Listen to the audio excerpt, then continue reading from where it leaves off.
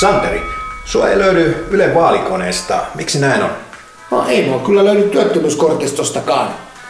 Ja tänään radiossa mainittiin, että kaikki ehdokkaat löytyvät vaalikoneesta. Sinua ei kuitenkaan löydy. Kyllä mä kävin siellä.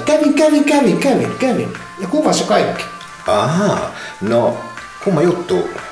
Oletko sä ollut tuhma siellä tai jotain? Minäkö? En mä mitään tuhmaa. En todellakaan. Ja, no mitä se oikein sitten tapahtui? No en tiedä, voi olla, että otti vähän herrettä nenänsä siitä, kun ne kysyi multa niin meikäläisen työllistämisestä ja sitpä hain vertauskuvallisesti tämmöisiä eri väestöryhmiä tää messiin ja mainitsin sanan afrikkalainen ja pensasneuvostoliittolainen ja meikäläinen ja teikäläinen.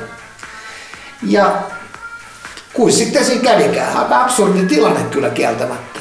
Joo. Siellä siis kysyttiin, mitä mieltä olet romaanin työllistämisestä ja sä kerroit omin sanoin ja... Ihan joo, totta kai kerron. Joo ja...